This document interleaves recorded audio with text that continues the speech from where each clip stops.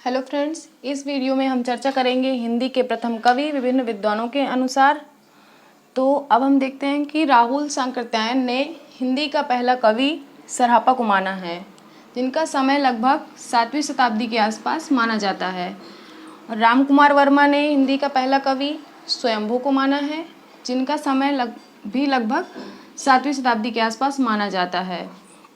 शिव सिंह सेंगर जो हैं, उन्होंने हिंदी का प्रथम कवि पुष्य को माना है, जिनका समय लगभग 10वीं शताब्दी के आसपास माना जाता है। कहीं कहीं पर आपको पुष्य की जगह पुंड भी लिखा मिल सकता है। इसके बाद गणपति चंद्र गुप्त ने शालिभद्र सूरी को हिंदी का पहला कवि माना है। इनका समय लगभग 12वीं शताब्दी के आसपास है।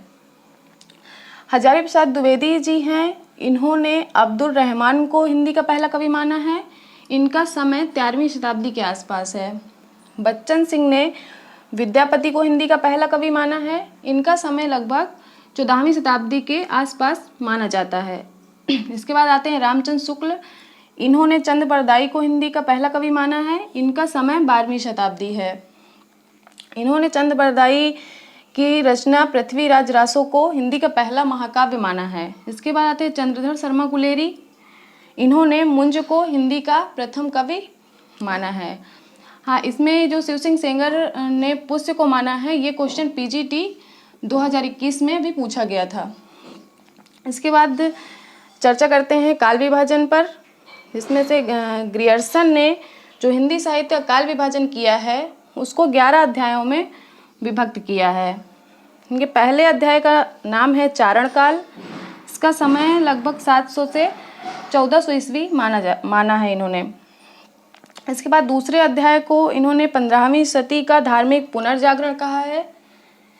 और तीसरे अध्याय को मलिक मोहम्मद जायसी का प्रेम काव्य। गियर्सन ने जो काल विभाजन किया, उसके चौथे अध्याय का नाम है ब्रज का कृष्ण काव्य। इसका समय 1500 से 1600 ईस्वी माना है। इसके बाद 5वां अध्याय जो है वो है मुगल दरबार।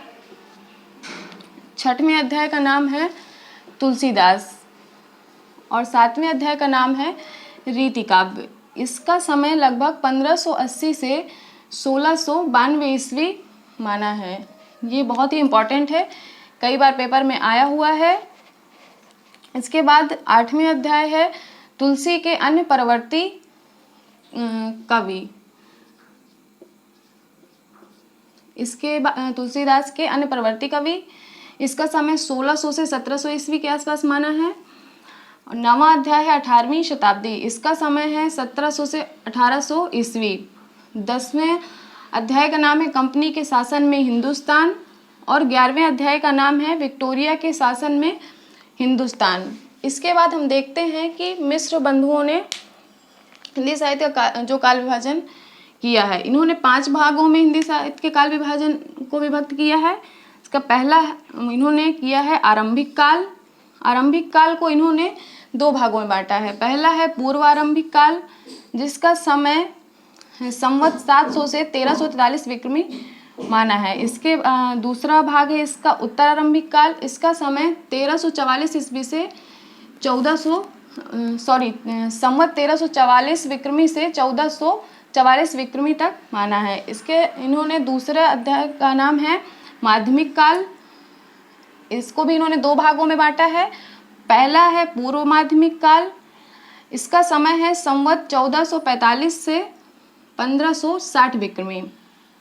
इसका दूसरा भाग है प्रौढ़ माध्यमिक काल। इसका समय है 1561 से 1680 विक्रमी। इसके बाद आता है अलंकृत काल। इसको भी इन्होंने 2 भागों में बांटा है। इसका पहला भाग है पूर्व अलंकृत काल, जिसका समय है संवत 1681 से 1790 विक्रमी। इसके बाद है उत्तर अलंकृत काल। इसका समय है 1791 से 1889 विक्रमी। इसके बाद आता है चौथा भाग, उसका नाम है परिवर्तन काल। इसका समय है संवत 1890 से 1924 और कहीं कहीं पर 1925 भी दिया रहता है, 1925 विक्रमी। इसके बाद आता है वर्तमान काल।